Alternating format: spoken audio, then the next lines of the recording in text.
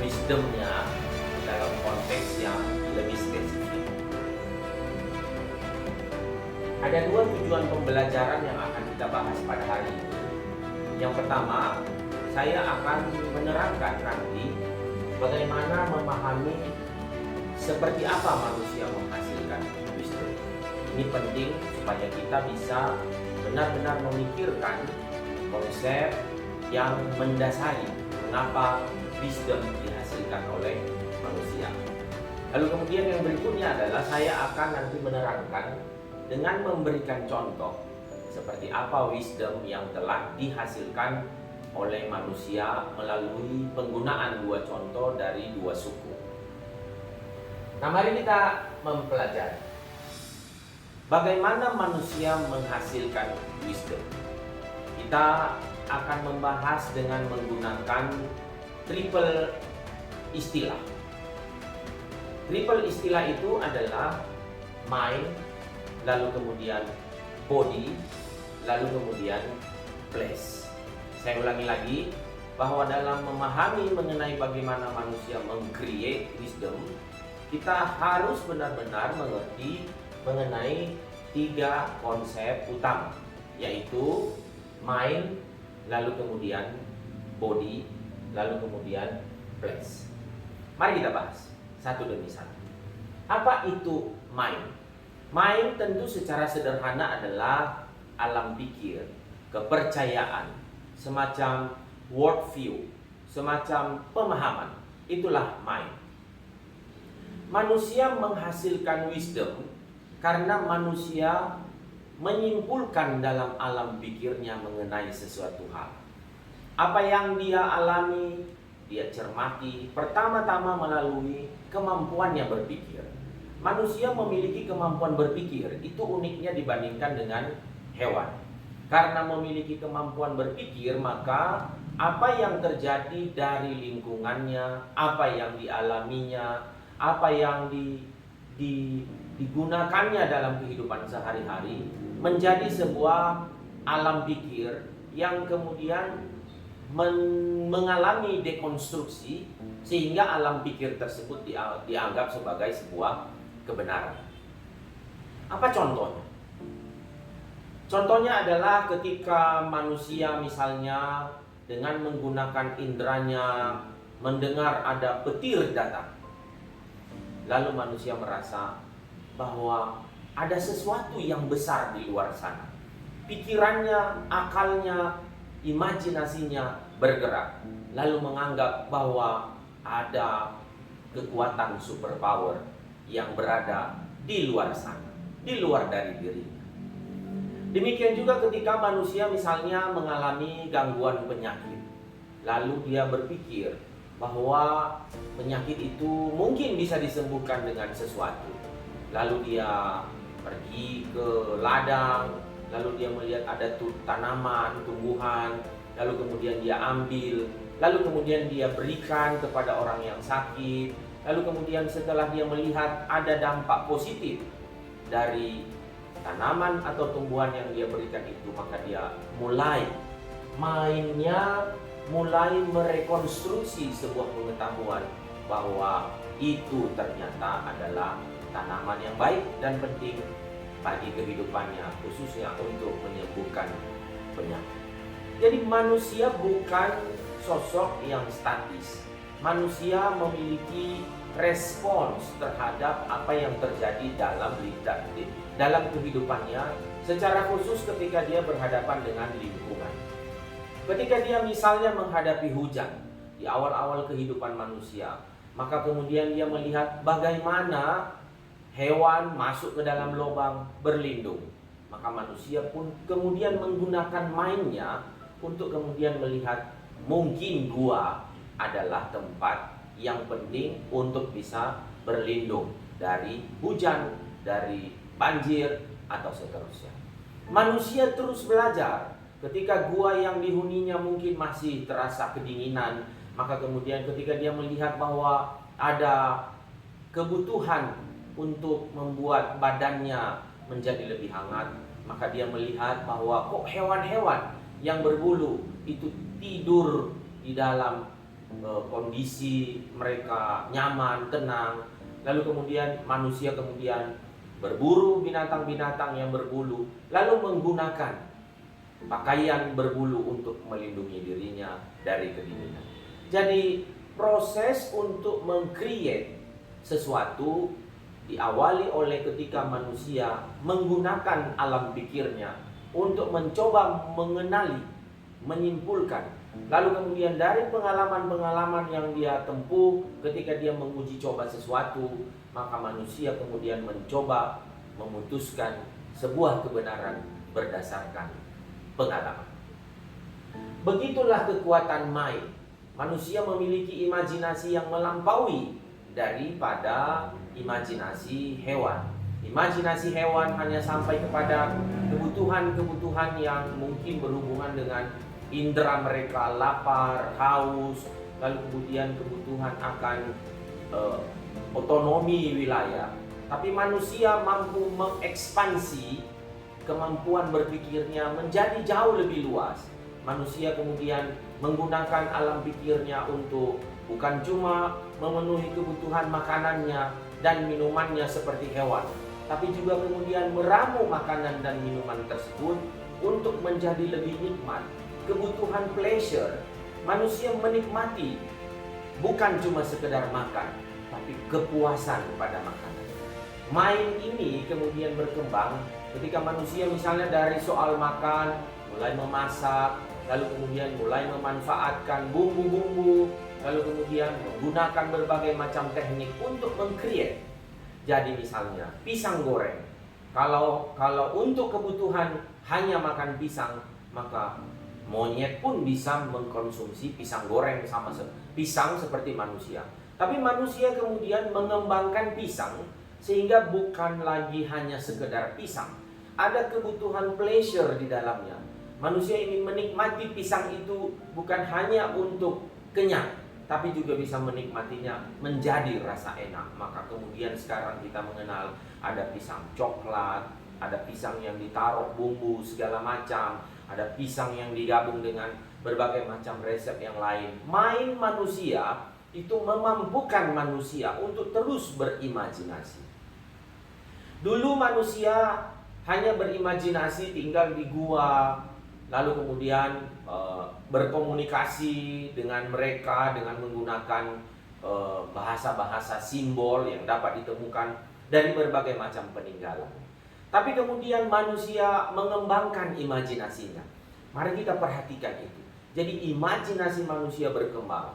Gua berubah menjadi shelter bersama, lalu kemudian berubah menjadi rumah pribadi kemudian berubah menjadi tempat-tempat yang menjadi jauh lebih menyenangkan. Ada view, ada villa dengan segala kemewahannya dan seterusnya. Imajinasi manusia membuat manusia bisa menyimpulkan berbagai macam hal. Demikian juga ketika berkomunikasi. Kalau dulu manusia berkomunikasi dengan gambar, dengan simbol, tapi sekarang emoticon seperti itu digunakan untuk digabungkan dengan metode komunikasi lainnya, itu berbahasa. Manusia mengembangkan bahasa, bukan cuma bahasa internasional, tapi juga bahasa lokal. Main manusia memungkinkan seluruh proses tersebut berkembang dan berjalan dengan baik. Maka kita tidak bisa melepaskan main manusia dari perkembangan manusia pada saat ini. Kenapa? Dalam perkembangannya memang manusia memiliki perkembangan kemampuan berpikir yang sangat spektakuler. Mungkin di zaman dulu, orang zaman dulu hanya melihat bahwa bintang-bintang di langit adalah sesuatu yang melampaui mereka. Dan karena itu maka manusia tunduk kepada apa yang ada di langit, apa yang ada di atas mereka. Tapi sekarang manusia berpikir bahwa yang ada di langit itu jangan-jangan sesuatu yang saya bisa explore. Maka manusia kemudian berimajinasi untuk pergi ke bulan, menelusuri tata surya, melihat bulan, melihat bintang, melihat bumi, pergi ke tempat-tempat yang manusia sendiri pun sebelumnya tidak pernah memikirkan. Saya harap konsep main ini benar-benar membuat kita bisa mengerti bahwa kita ketika belajar mengenai antropologi, kita tidak dapat memisahkan manusia dari apa yang dipikirkannya. Nanti kita akan melihat hal tersebut pada penjelasan berikutnya. Nah, body sekarang. Body adalah tubuh manusia. Kalau tadi kita bicara mengenai mind, maka kita sekarang bicara mengenai body. Body, apa itu body? Body adalah tubuh. Secara teoritis, tubuh tidak bisa bergerak tanpa dikendalikan oleh mind. Kenapa manusia menyetir? Karena pola pikirnya mengatakan saya harus pergi ke sesuatu tempat. Kenapa manusia berburu? Karena manusia dikendalikan oleh perspektif yang ada dalam mindnya bahwa dia harus makan dan mengumpulkan makanan. Kenapa manusia mendesain alat berburu? Karena manusia memikirkan bahwa dia harus survive, dia harus hidup. Dia melihat bagaimana hewan-hewan memiliki kuku yang tajam, memiliki tanduk yang tajam, lalu kemudian dia menggerakkan badannya untuk kemudian membentuk batu, membentuk pisau, membentuk alat yang tajam untuk membunuh hewan atau kemudian untuk berperang. Jadi body ini merupakan sebuah medium di mana mind bergerak. Saya ulangi lagi, body adalah medium. Mind tidak bisa bergerak karena dia berada dalam value, belief. Mind tidak bisa mengimplementasikan sesuatu.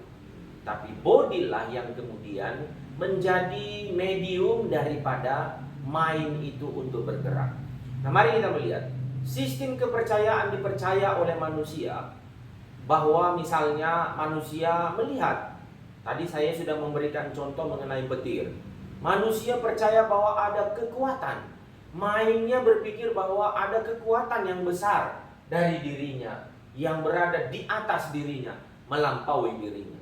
Maka apa yang dibangun oleh manusia? Maka mind tersebut kemudian membangun sebuah gerakan, membentuk gerakan supaya manusia membuat tempat-tempat persembahan.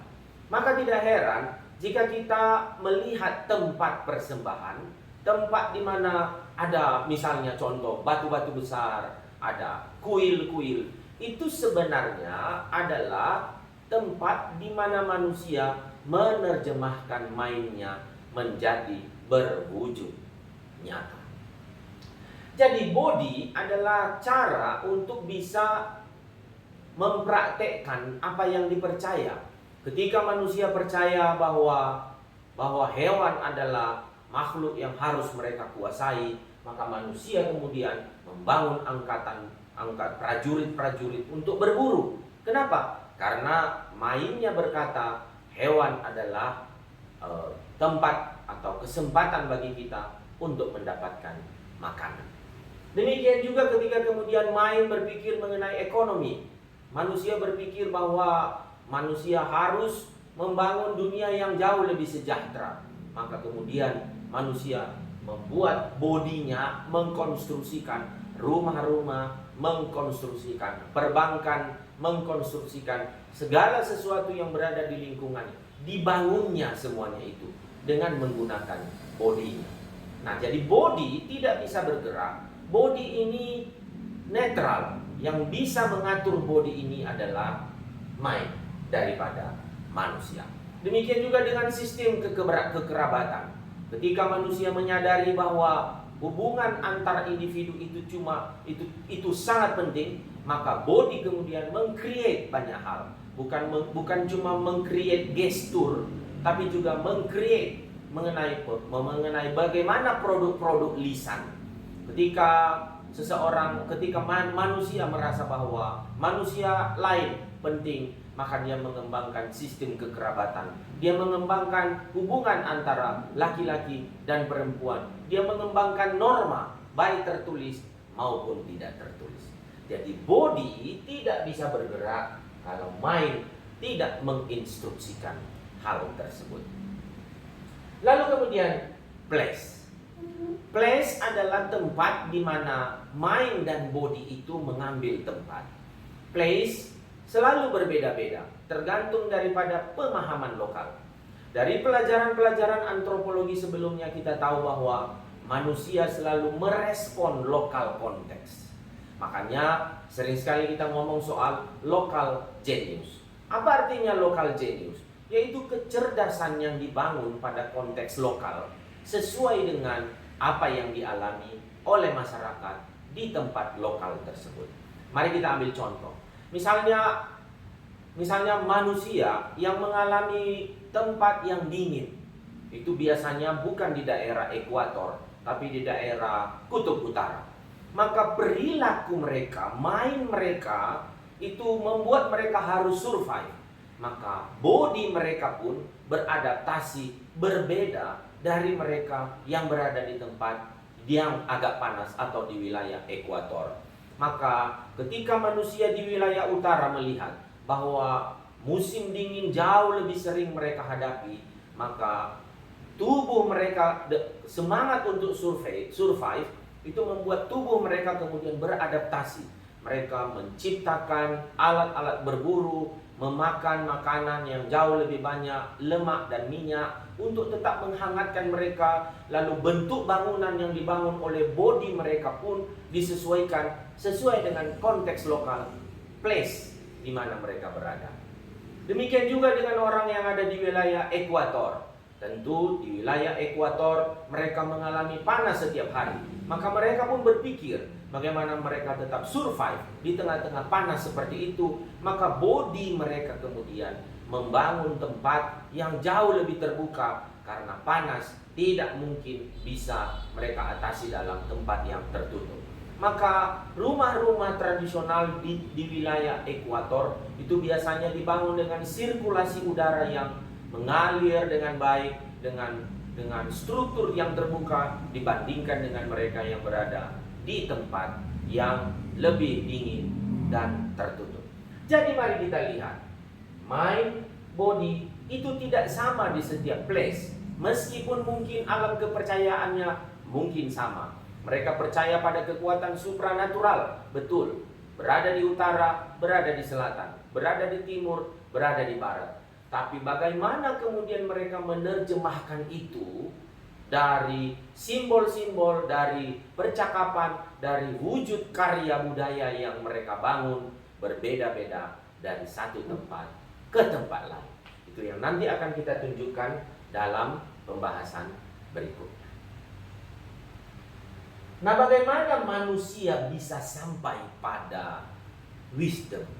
Bagaimana manusia bisa sampai pada tingkat kemampuan yang begitu tinggi tersebut? Seperti kita sudah bahas tadi, manusia bukan cuma makan, tapi menikmati selera. Manusia bukan cuma tidur, tapi juga menikmati nyenyak. Manusia bukan cuma bergaul, tapi menikmati persahabatan. Manusia bukan cuma membuang sesuatu, tapi juga menghargai. Manusia bukan cuma mengenal pada sesuatu yang supranatural, tapi juga kemudian membangun relasi intim. Hal-hal seperti tersebut itu tidak bisa dimiliki oleh hewan. Hal-hal yang melampaui daripada apa yang secara fisik terlihat itu dapat terjadi sekali lagi karena tadi ada prinsip kemampuan manusia. Maka Charles Munger pernah berkata bahwa dia jauh lebih percaya mengenai sebuah kebenaran pada apa yang telah ditemukan dan telah dialami oleh orang lain. Saya tidak percaya, kata dia, bahwa sesuatu itu dapat diperoleh hanya dengan duduk-duduk saja dan berpikir, dan manusia yang menemukannya mengandalkan kepintarannya semata. Dengan kata lain, Charles Munger mengatakan bahwa wisdom itu hanya dapat diperoleh ketika manusia menjalani kehidupannya dan mengalami sebuah pengalaman yang penting baginya. Lalu kemudian, bagaimana kita bisa melihat pengalaman itu kemudian menjadi wisdom? Pengalaman tersebut kemudian menjadi wisdom karena ada proses. North dan Kunta menjelaskan mengenai sebuah konsep mengenai maturity model dari pengetahuan. Saya ulangi, ini adalah sebuah konsep di mana pengetahuan itu harus bisa mencapai level matur atau level mengalami pendewasaan, level yang matang untuk dapat kita sebut sebagai wisdom. Jadi wisdom adalah puncak daripada pengetahuan manusia. Itu disebut sebagai the fourth degree. Jadi level yang keempat daripada maturitas dari knowledge. Bagaimana wisdom bisa diciptakan? Mari kita lihat. Wisdom bisa diciptakan karena manusia menjalani ada 4 proses maturitas pengetahuan. Yang pertama, manusia mengenal adanya fakta dan data. Manusia melihat ini ada, lalu kemudian ini ada, dia mendeteksi sesuatu, itu namanya pengenalan atau pengetahuan tingkat dasar.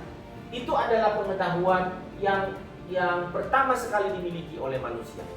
Yaitu apa? Yaitu bahwa dia mungkin merasakan ada panas, dia merasakan ada lapar dan seterusnya. Itu adalah fakta. Lalu kemudian setelah dia mengalami berbagai macam fakta atau data yang dia peroleh tersebut, maka masuklah kepada jenjang berikutnya, yaitu level knowledge yang berhubungan dengan informasi. Dia olah, dia bisa merasakan kelaparan, dia bisa merasakan kedinginan, lalu kemudian informasi tersebut dia olah untuk menjadi sebuah informasi baru kepadanya. Ternyata saya rentan. Lalu kemudian ketika dia mendapatkan informasi bahwa ada hewan lain yang ternyata bisa menyelamatkan diri dari kondisi tersebut, itu pun diserap. Jadi pengumpulan informasi adalah maturitas tahap kedua dari proses knowledge manusia.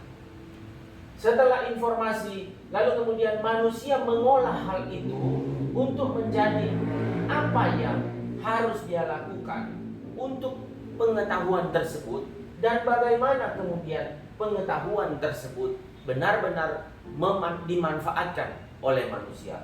Ketika manusia melihat bahwa dia kedinginan, lalu hewan lain tidak kedinginan, itu adalah fakta, informasi. Lalu kemudian dia berpikir, apa yang harus saya lakukan? Maka dia kemudian dari contoh yang telah kita pelajari di awal, yang telah saya sampaikan di awal, kemudian menciptakan alat berburu. Ketika manusia misalnya merasakan bahwa ada orang lain yang berbahaya, itu adalah fakta. Lalu kemudian dia memperhatikan, ketika ada bahaya datang, maka ada juga hewan yang kemudian mengambil tindakan bela diri. Apa yang dilakukannya? Maka dia kemudian memikirkan, bagaimana bisa membela diri dari semua itu. Lalu kemudian dia membangun rumah, dia membangun benteng, dia membangun angkatan bersenjata. Supaya apa? Supaya dia kemudian bisa membela dirinya. Jadi manusia menggunakan kesempatan untuk kemudian bisa mematangkan diri, untuk membela diri, untuk menyampaikan dirinya pada tempat yang menjadi level ketiga daripada maturitas. Lalu kemudian apa yang dilakukan pada langkah berikutnya sampai terjadi wisdom tersebut? Ketika manusia kemudian sudah kemudian mereplika, ketika manusia kemudian termotivasi untuk melakukan sebuah tindakan, maka satu langkah kemudian tindakan tersebut telah menjadi sebuah wisdom.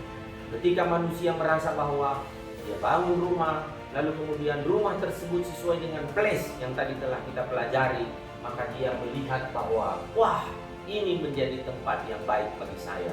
Lalu kemudian dia membangun rumah lain, dia kembali membangun rumah lain. Akhirnya dia melihat memview apa yang sudah dikerjakannya. Maka dari situ kemudian dia mengambil kesimpulan bahwa apa? Membangun rumah adalah sebuah pilihan yang tepat. Mari kita sedikit kembali tadi bagaimana manusia menjalani kehidupannya. Ketika dia sakit, dia melihat ada fakta manusia sakit. lalu kemudian manusia bisa mati. Itu adalah fakta dasar. Lalu kemudian dia melihat bahwa ada informasi yang kemudian dia kumpulkan. Wah, dia sakit pada umur segini, lalu kemudian mati pada umur segini. Informasi tersebut dia kumpulkan. Setelah itu kemudian dia memikirkan, apa yang saya harus lakukan ketika saya mati? Bukankah saya mati melampaui daripada hewan? Apakah hewan ini mati seperti saya? Lalu kemudian dia berpikir, jangan-jangan jiwa saya itu pergi ke sesuatu tempat. Lalu kemudian dia coba, bagaimana caranya? Lalu kemudian dia mengembangkan, masih ingat tadi tentang body? Dia mengembangkan tempat untuk bisa membangun relasi dengan jiwa. Dia membangun patung, dia membangun batu, dia membangun pemahaman mengenai landscape yang dia pikirkan. Itu adalah atas dan saya adalah bawah. Hal-hal seperti itu nanti kita akan coba diskusikan pada pertemuan-pertemuan berikutnya. Lalu kemudian dia beraksi. Dia melakukan ritual-ritual. Lalu kemudian ritual tersebut kemudian membawa dia pada tempat yang lebih tinggi. Yaitu apa? Ada wisdom. Mari kita lihat. Jadi wisdom bukan sesuatu yang sifatnya masih informatif. Wisdom bukan sesuatu yang ketika manusia masih mencoba untuk mencari jawab terhadap sesuatu. Tapi wisdom bisa diperoleh ketika manusia sudah melakukan sesuatu, memahami apa yang kemudian dijalaninya tersebut sebagai sebuah kebenaran, lalu kemudian mulai mengatakan bahwa ini adalah pilihan yang tepat dalam kehidupan.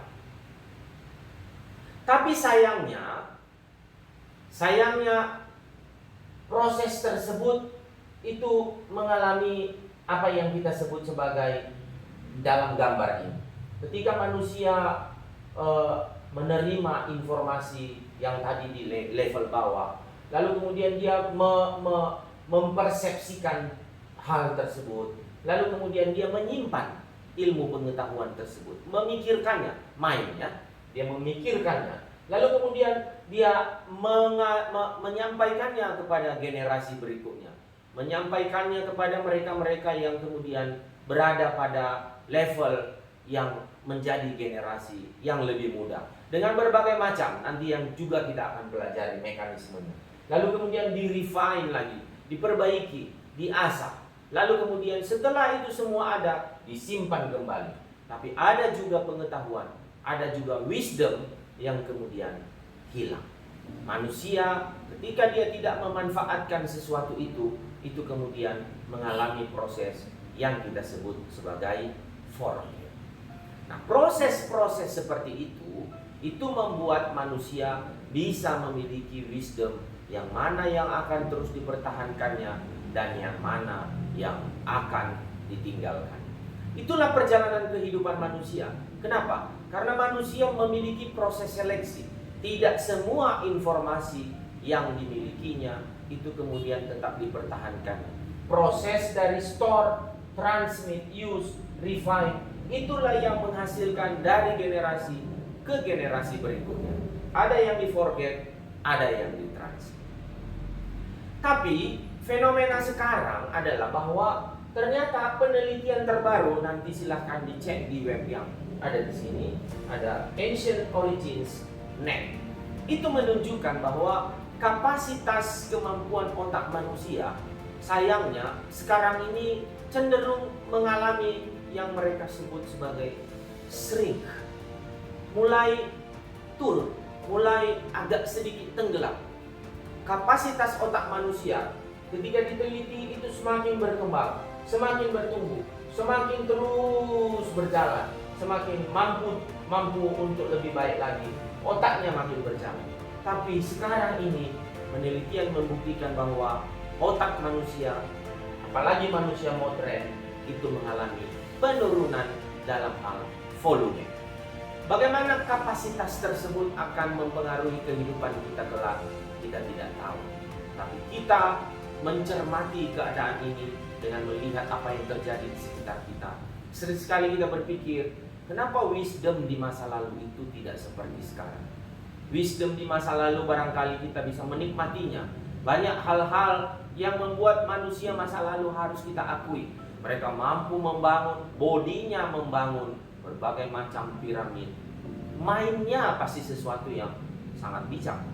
Lalu kemudian manusia sekarang membangun hutan kota bernama beton. Ada apa di balik alam pikir manusia? Itu yang menjadi problematika dari pengetahuan kita pada saat ini. Nah, karena itu maka kita harus benar-benar memikirkan dengan baik bagaimana kita membangun pengetahuan ini dalam perjalanan kehidupan kita berikutnya. Apa yang dapat kita simpulkan dari pelajaran kita pada hari ini? Ada dua kesimpulan. Yang pertama adalah ketika kita mempelajari mengenai manusia, khususnya kita ketika mempelajari mengenai local genius, ketika kita mempelajari bagaimana wisdom, maka kita harus benar-benar mengerti bahwa kita tidak dapat melepaskan manusia dari mind, body, dan place. Ketika kita mencermati alam pikir manusia, kenapa mereka mengembangkan sebuah wisdom tertentu?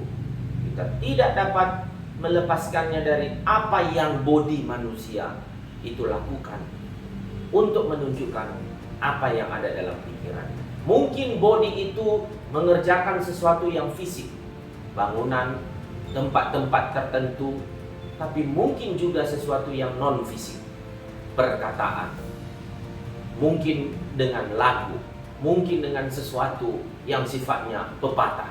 Kenapa? Karena manusia mungkin pada masa lalu tidak bisa menciptakan sesuatu, tapi mungkin menyampaikan. Tapi ingat bahwa proses itu semua ada yang di-store, lalu kemudian ada yang kemudian di-forget. Lalu kemudian kita tidak dapat melepaskan bahwa mind dan body itu berada dalam konteks place. Apa yang dimengerti di satu belahan wilayah itu pasti juga berbeda di tempat lain. Apa yang dilakukan oleh body di tempat tertentu itu juga akan berbeda dilakukan oleh tempat yang lain. Itu kesimpulan yang pertama. Lalu kesimpulan yang kedua adalah bahwa mari kita sekarang mulai berpikir bagaimana menerapkan konsep mind, body, dan place ini dalam kehidupan kita sehari-hari. Mari kita berpikir bagaimana manusia merespon misalnya pembangunan. Mari kita lihat bagaimana manusia mempersepsikan apa yang dibangunnya, sehingga muncullah ekspresi itu dalam body yang membangun bangunan. Ada bangunan perkotaan, pasti itu berhubungan dengan nalar yang ada dalam pikiran manusia. Karena tidak mungkin body membangun sesuatu tanpa manusia memikirkannya. Lalu kita juga memikirkan, kenapa yang dibangun itu di tempat ini berbeda dari tempat lain. Imajinasi kita membayangkan bagaimana perbedaan tersebut mampu membuat kita belajar banyak mengenai keragaman umat manusia. Saya harap video kali ini mampu membuat kita terbuka wawasannya di awal untuk mengerti mengenai bagaimana konsep dasar daripada wisdom dan pengetahuan-pengetahuan lokal telah mengasah kehidupan manusia sampai dengan sekarang. Sekian.